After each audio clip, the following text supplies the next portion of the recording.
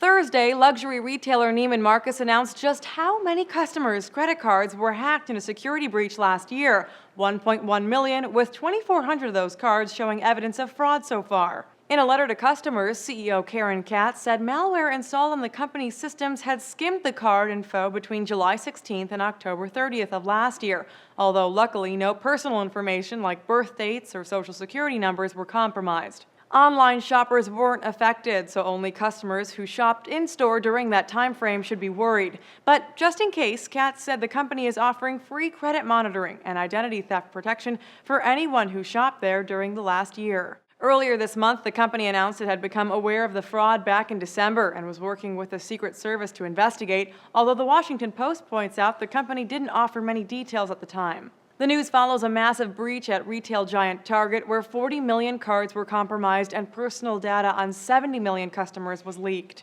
But while Neiman Marcus saw fewer cards hacked, journalists are quick to point out it's also a luxury brand with wealthier clientele who are likely to have higher credit limits on their cards. Neiman Marcus says there's no indication its hacking is related to the Target hacking, but security analysts say there are definite similarities. Security journalist Brian Krebs says the timing matches up, and a Fox News reporter says so do the tools. It may not be the same hackers, but it's probably the same software, the malicious software, malware that was designed by like a 17-year-old Russian kid. Retail analysts say odds are we'll see another big data breach in the near future, with one telling NPR the hackers, many of whom are from Eastern Europe, just don't have a reason to let up. These young kids don't have any work to do. There's not a lot of employment opportunities. They don't see this as really harming people directly. It's just harming the capitalist system.